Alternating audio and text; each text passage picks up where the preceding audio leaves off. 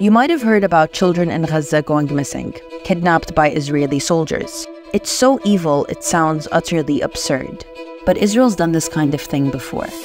I'm talking about a mass kidnapping that happened when Israel declared itself a state, when thousands of children disappeared and never returned. But they weren't Palestinian, they were Jewish. It started as a rumor. Later on, it became a myth. What is considered to be one of the largest cover-ups in the history of Israel. This horrific crime and its cover-up tell us everything we need to know about Zionism and the core philosophy that connects it to every other colonial reality in the world. Let me explain. Israel's independence. It's 1948. Zionist militias have just razed hundreds of Palestinian villages, displaced 750,000 Palestinians, and declared Israel a state. At this stage, there are about 650,000 Jews living there. A minority were Palestinian Jews who'd been living there for ages, but the majority were recent settlers who'd moved to Palestine as part of the Zionist project. And most of these old-timers, as they'd come to be known, were Central or Eastern European, or what's called Ashkenazi Jews. They pioneered the Zionist movement, made up the militias that orchestrated the Nakba, and served in Israel's first political parties and government. Now that they had succeeded in establishing a Zionist state, they needed to start filling it with more settlers. They came from the displaced persons camps in Europe. But all these European Jews weren't enough to colonize and work all the land that they had taken. If Israel wanted to be a viable state, it would need more Jews. So the Zionist entity had to look to the Arab world. See, there had always been Arab Jews living in Yemen, Iraq, Libya, Syria, Tunisia, Algeria, Morocco, Egypt, as well as in non-Arab countries like Iran and Turkey. But these Jews, Mizrahi Jews as they'd come to be known, came from a very different context. Ashkenazi Jews had been facing anti-Semitism, pogroms, and persecution in Europe for centuries, which is the environment that gave birth to the colonial Zionist project, and the feeling that there needed to be a Jewish homeland for Jewish safety in the first place. Mizrahi Jews, on the other hand, had been coexisting with their neighbors for centuries and were part of society. But the colonial creation of Israel ruptured these centuries-old relations, leading to Israeli rescue missions that airlifted them into the colony. And the story behind the huge covered-up crime this video is about starts with one rescue in particular. Operation Magic Carpet. Yes, that is the actual name. Here is a place where a miracle occurred. 5,000 Jews escaping terror and slavery in the backward Arab state of Yemen. Yemeni Jews weren't slaves, they were just poor, like most non-Jewish Yemenis were. In fact, Yemeni Jews had been living there for centuries and had chosen to move to Israel because they wanted to flee poverty and had bought into the biblical narrative. Meanwhile, in Israel, these Yemeni Jews were seen as unclean, primitive, backwards, and a threat to the European civilized image that Israel was trying to build. Ben-Gurion, Israel's prime minister at the time, had described Mizrahi Jews as rabble and would later say, "We don't want Israelis to become Arabs. It is incumbent upon us to struggle against the spirit of the Levant, which corrupts individuals and societies." But the Yemenis were still brought in. Why? One Zionist leader said that while Ashkenazi Jews were better suited for city work, Yemeni Jews would do well with agriculture because they, quote, need very little. They'd been tested already, decades before.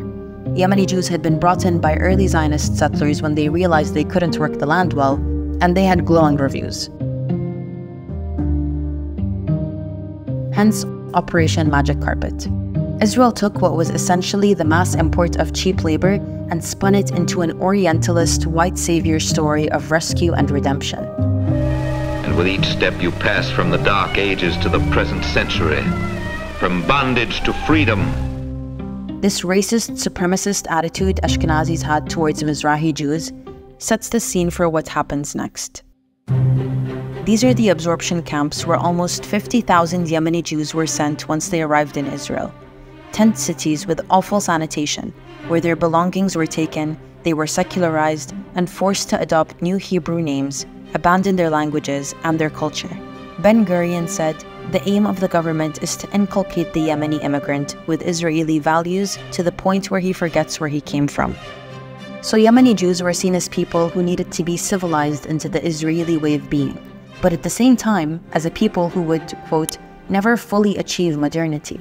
This turned them into infants in the eyes of the Ashkenazi absorbers, thus taking over every decision regarding Mizrahim and their children seemed natural. That brings us to the kidnapping. Between 1948 and the early 1950s, thousands of babies disappeared. This happened to lots of non-European Jewish families, but the majority were Yemeni. It happened in several ways. When Yemeni Jews arrived at the absorption camps, their babies were taken from them forcefully to structures called baby houses, under the pretense that these places were in better condition than the unhygienic camps. And from these baby houses, many children disappeared. Or they disappeared from hospitals when taken there for routine treatment. There were also cases of Yemeni mothers giving birth, their child being taken away by a nurse, and then never seen again. ילדתי חתול, ככה עכבר, מה ילדתי? תראו לי אותו. למה אתם לא מראים לי כלום? גברת זרקנו. במילים האלה, גברת זרקנו. Across each scenario, the story was pretty much the same. Parents were told their child had died, but were shown no body, no grave, and no death certificate. בחיים שלי אני לא מרגישה שהוא מת. Many of these parents believed that their children had not died, but had been taken away from them, and put up for adoption or sold to childless Ashkenazi couples. אמרתי לו, אוקיי, בסדר, מת, אז תני לי לראות אותו פעם אחת, וזהו, ללטף אותו, לעשות לו משהו. היא עושה לי לא. For years, these families campaigned for the truth and for justice, but were met with claims of myth and conspiracy. Decades later, some people were able to reconnect with their missing children through DNA tests. After years of research, he found his biological mother, who was told, he says, that he had died during birth. He never told his adoptive parents he knew. They were Holocaust survivors. Eventually, testimonies from those involved surfaced. One former senior nurse testified that Yemeni parents were not interested in their children, and that they should have been happy that their child got a good education. Another nurse told a Yemeni woman, "You have lots of children. Why not let us take one of them?" נלקחו שם ילדים לאימהות צעירות מאוד שבאו ללדת. פשוט נעלמו הילדים, הם הוזמנו. There are plenty of damning testimonies gathered by an NGO called Amram that suggest that this was systematic and widespread.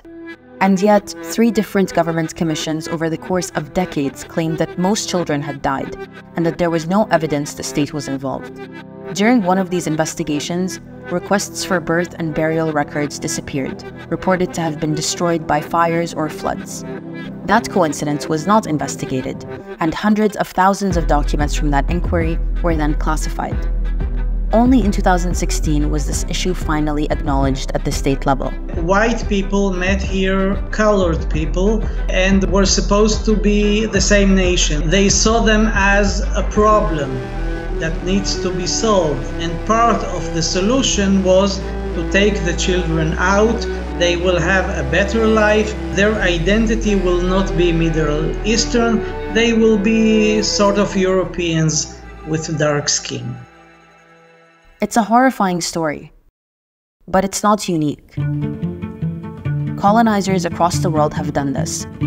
From Australia to Canada to Belgium to France, the forcible removal of children and their re-education is standard practice for colonizers, and it's because despite their distance and space from one another, all these places share one core philosophy: white supremacy.